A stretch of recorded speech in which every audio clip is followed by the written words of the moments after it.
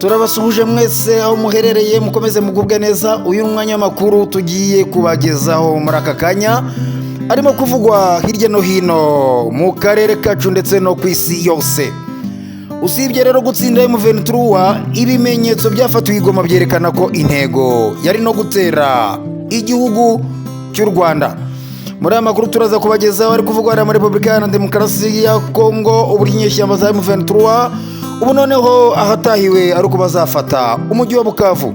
Turaza kubabwira amakuru ari kuvugwa muri Israel, tuze kuhava tujye kubaho tubabwira amakuru arimo kuvugwa muri Leta Zunze Ubumwe za Amerika ndetse no muri Ukraine. Ni nyuma rero gato cyane y'amasogo na make turashe tugaruke hanyuma tubaramburire aya makuru.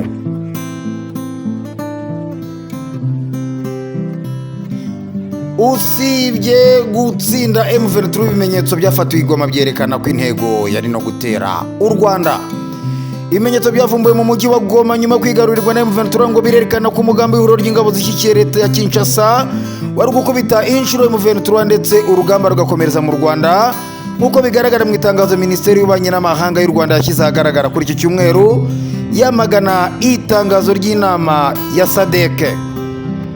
U Rwanda rero rwateye utwatsi ibirego bishinja ingabo z'u Rwanda RDF byavuzwe mu itangazo ry'inama idasanzwe y'umuryango w'iterambere rya Afurika y'Amajyepfo SADC mu magambo ahinnye, yabaye ku itariki ya 31 Mutarama 2025, ruvuga ko RDF irinda imipaka y'u Rwanda iterabwoba kandi ikarinda abasivile, iti ntabwo twebwe dutera abasivile. Itangazo ryashyizwe ahagaragara na Minisiteri y'Ububanyi n'Amahanga kuri iki cyumweru tariki ya 2 Gashyantare 2025 rivuga ko SADC yohereje ingabo kurwana mu butumwa bwa Sami DRC mu rwego rwo gushyigikira intambara ya guverinoma ya RDC irwanyamo abaturage bayo. M23 rero ndetse n'abagize umuryango wabo benshi muri bo bahungiye nk'impunzi mu Rwanda no mu karere kose. Guverinoma rero ya RDC kandi yiyemeje gutera u Rwanda no guhirika guverinoma yayo nk'uko byavuzwe na Perezida Tshisekedi. Itangazo rikomeza rigira riti biragaragara ko Sami DRC ifatanyije n'abafatanyabikorwa b'ihuriro barimo ingabo z'u Burundi, FDLR n'abacancuro b'i Burayi ari bo shingiro ry'amakimbirane kandi ntibagomba kuhaba kuko biyongera ku bibazo byari bisanzweho. Ingingo rero ivuga ko Sami DRC yatumiwe na guverinoma ya RDC nta gaciro ifite kubera ko bahari kugira ngo barwanye abenegihugu b'icyo gihugu kandi bazana intambara mu Rwanda nk'uko iri tangazo rikomeza rivuga. Amakuru rero aheruka aturuka muri Goma ko byavumbuwe hamwe n'ibimenyetso byerekana imyiteguro y'ibitero byateguwe hamwe n'ingabo z'amahanga zirwanira mu burasirazuba bwa DRC harimo na FDLR, byerekana ko intego z'imirwano zitari zigarukiye gusa ku gutsinda M23, ahubwo harimo no guhita bakomeza baza no gutera u Rwanda. U Rwanda rero ngo rwakomeje guharanira ko habaho igisubizo cya politike mu gukemura amakimbirane akomeje kandi rwishimira inama ihuriweho n'umuryango w'ibihugu bya Afurika y'Iburasirazuba EAC ndetse na SADC. Murumva rero ko umugambi utari gufata Goma gusa, ari impamvu bari bazanye ibitwaro bikomeye cyane hariya Goma, abacancuro ishyano ryose, kugira ngo nimamara gufata ngo Goma bagombaga guhita n'ubundi bakomeza baza no gutera mu Rwanda. Ngayo gukorera umugambi wabo wafashwe miri batari bagera ku icyo bari bagambiriye. Reka rero nyuma y'amasegonda make tuze tubabwira n'andi makuru akomeje kuvugwa muri icyo gihugu.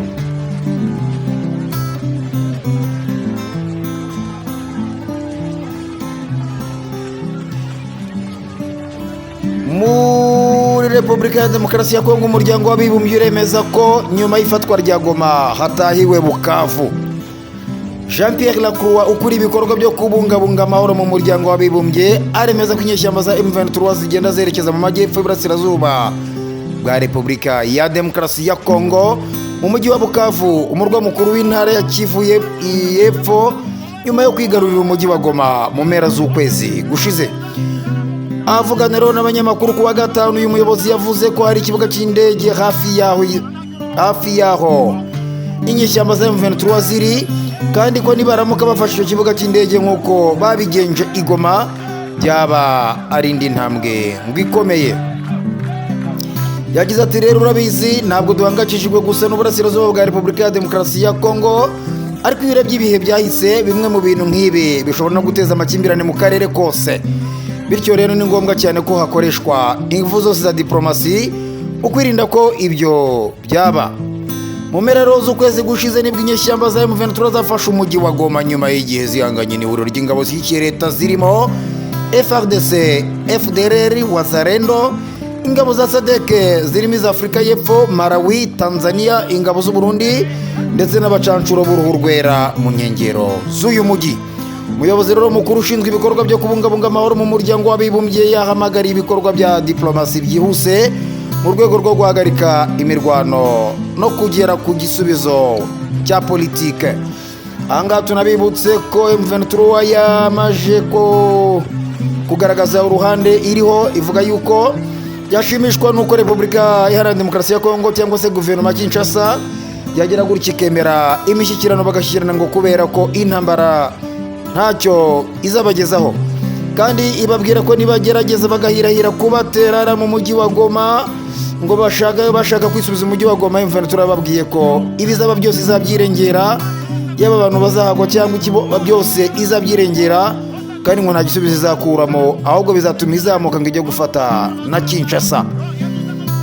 Murumva rero ko ibintu hariya bitoroshye na gatoya cyane, nyuma y'uko bagize gutya bagahungana ibitwaro byabo babikura muri Goma bakabijyana i Bukavu. Murumva ko noneho ingabo za M23 n'ubundi ziri hafi hariya, ziri hafi hari za Kavumu, ziri hafi hari ikibuga cy'indege cyaho.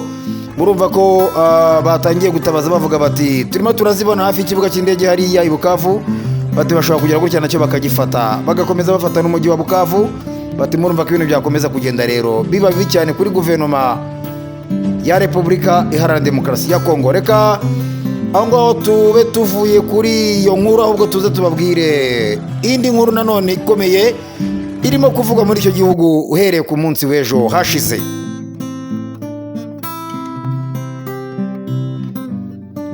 Colonel Rugabisha yaba yarishwe. Amakuru aturuka mu burasirazuba bwa Repubulika ya Demokarasi ya Kongo aravuga ko Colonel Rugabisha Alexis wari umwe mu basirikare ba RDC bayoboye urugamba ingabo z'iki gihugu zihanganyemo n'umutwe wa M23 yaba yarashwe hanyuma akicwa. Colonel Rugabisha rero yari umuyobozi w'ingabo za FARDC zarwaniraga mu duce twa Ngungu ndetse na Nyabibwe. Kugeza ubu rero haracyari urujijo ku rupfu rw'uyu ofisiye w'umunyamurenge, kuko amakuru avuga ko yaba yishwe n'inyeshyamba zo mu mutwe wa M23, andi akavuga ko yaba yishwe na bagenzi be bo muri FARDC bamushinja ubugambanyi. Mu mwaka ushize rero ubwo Colonel Rugabisha na mugenzi we Lieutenant General Pacifique Masunzu bahabwaga inshingano zo kuyobora urugamba FARDC maze igihanganyemo na M23, bamaganiwe kure n'abanyekongo bavuga ururimi rw'ikinyarwanda, bashinjwa kugambanira bene wabo. Murumva ko rero ibintu bidakomeje koroha na gatoya hariya, bikomeje kuba bibi cyane nyuma y'uko noneho n'uyu Colonel Rugabisha w'umunyamurenge nabo wabaga mu ngabo za leta yaba yishwe. Amakuru akavuga ko ashobora kuba yarashwe ngo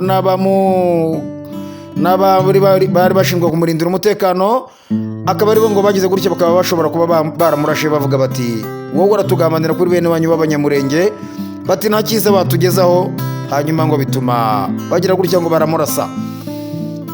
N'ayo makuru rero arimo kuvugwa aho ngaho. Reka aho tuhave, nyuma y'amasegonda make tuze tujya hariya mu gihugu cya Israeli.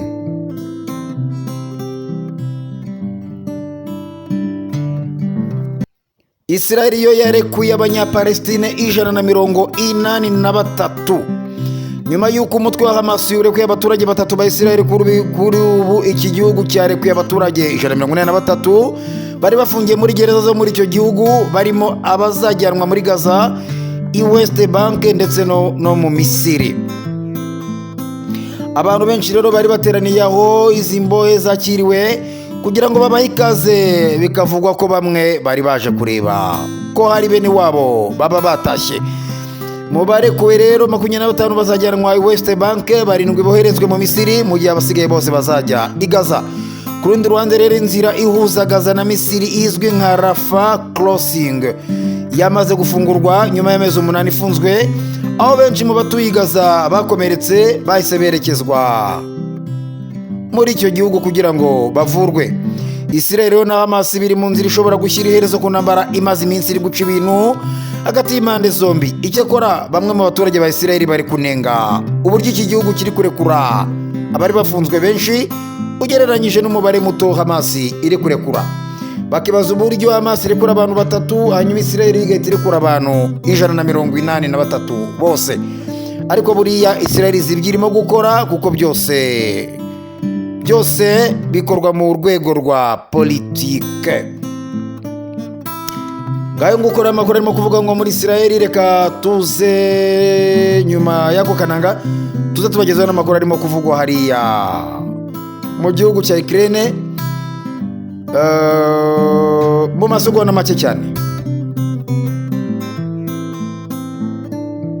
Amerika ishaka ko Zelensky we ategura amatora ya perezida ngo muri Ukraine. Leta rero zunze ubumwe za Amerika ishaka ko perezida wa Ukraine Volodymyr Zelensky ategura amatora y'umukuru w'igihugu n'abagize inteko nshinga amategeko bitarenze impera z'uyu mwaka. Iki cyemezo cya Amerika bivuga ko cyagarutsweho mu nama Keith Kellogg usanzwe ari intumwa yihariye ya Trump ku birebana n'intambara ya Ukraine n'Uburusiya yagiranye n'abandi bakozi bo muri White House. Amatora rero ya perezida n'abadepite muri Ukraine yari yateganyijwe kuba hagati y'Ukwakira 2023 na Mutarama 2024, gusa nabwo yabaye nyuma y'aho Zelensky yatangaje ko igihugu cye kiri mu ntambara. Keith Kellogg yatangaje ko ibihugu bigendera kuri demokarasi bitabuzwa gutegura amatora nuko biri mu ntambara. Ati ibihugu byinshi bigendera kuri demokarasi bikora amatora mu gihe cy'intambara. Ntekereza ko rero ari ngombwa kubikora. Ati ntekereza ko ari byiza kuri demokarasi. Ubwo nibwo buryo bwiza bwa demokarasi ihamye, kuko ushobora kugira abantu benshi bashobora kwiyamamariza kuyobora.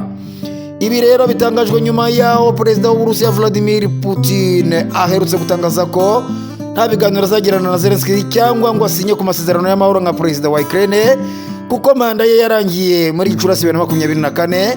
Ashimangira ko ubu ayobora binyuranyije ngo n'amategeko. Reuters yatangaje ko byatangajwe na Putin biri mu mpamvu Amerika ishobora gusaba Zelensky gukora amatora kugira ngo byoroshye ibiganiro by'amahoro hagati y'Uburusiya ndetse na Ukraine.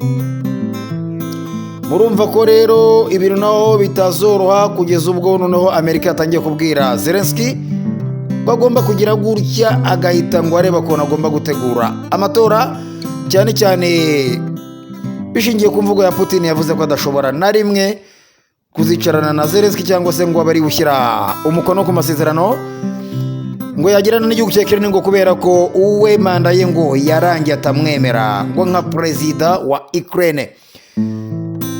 Rero niyo makuru twari tubafitiye, ariko reka dusoreze no kuranga arimo kuvuga muri Sudani uburyo ikibombe cyaguye mu isoko hariya muri Sudani hanyuma kikica abantu barenga 54 kigakomeretsa n'abandi benshi. Munumva ko hariya muri Sudani naho ikishe ya rwishe ya nkarura cyayirimo, intambara iracyarimo guca ibintu yica n'abantu, cyane cyane yibasira abasivile.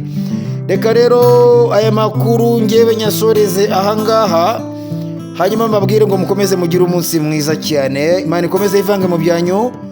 Nge ndi Emmanuel Nshimiyimana.